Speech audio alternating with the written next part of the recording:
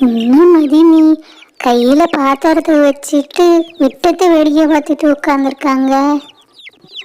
ஐயா, இது என்ன பாத்திரம் விளக்குற நேரம் வச்சு தரையில தடவிட்டு இருக்காங்க.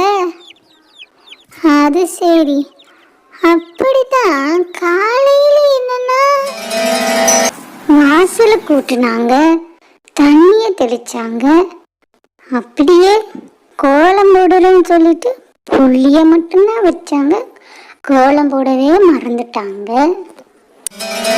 அதுக்கப்புறம் கிணத்துல வாளிய போட்டுட்டு வேடிக்கை பார்த்துக்கிட்டு நின்றுக்கிட்டு இருந்தாங்க. கீதாவுக்கு சோறு ஊட்டும் போது கூட ஆவிங்கம்மா, வாயில சோறு இல்ல, ஆவிங்கம்மா. சூ, இந்தா கீதா. என்னமா கண்ணிலே வச்சிட்டீங்க, கண்ணு எரியுதுமா. எனக்கு சோறு வேணாம், போங்க, நான் போறேன். கீதா நில்லு, நான் தொடச்சு விடுறேன், இங்க வா. கீதா, ஏன் அழுகுற? அத்தா, அம்மா சோறு கண்ணுல வச்சுட்டாங்க, எனக்கு கண்ணெல்லாம் எரியுது அத்தா. ஐயோ, இங்க வா, நான் கழுவி விடுறேன். மதினிட்டே போய் என்னன்னு கேட்டுற வேண்டியதான். என்ன மதினி, என்னாச்சு?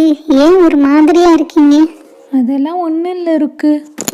இல்லை மதினி, நீங்க காலையிலேருந்து ஒரு மாதிரி தான் இருக்கிறீங்க. நினப்பெல்லாம் இங்கே இல்லவே இல்லை.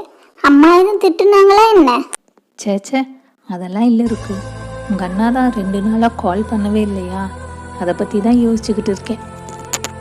அதான விஷயம், வேலையாக இருந்திருப்பாங்க மதினி. ஃபோன் அடிக்கிற சவுண்டு கேட்குதுல்ல? ஆமாம் இருக்கு. இருங்க, நான் போய் எடுத்துட்டு வரேன் மதினி. இந்தாங்க மதினி, அண்ணன் லைன்ல இருக்காங்க, நாங்க பிடிங்க. ஹலோ, என்னங்க, எப்படி இருக்கீங்க? மதினிக்கு இப்பதான் நினைப்பே வருது. கிண்டல் பண்றியா? அண்ணே, மதினி காலையில புள்ளி வச்சு கோலம் போட மறந்துட்டாங்க.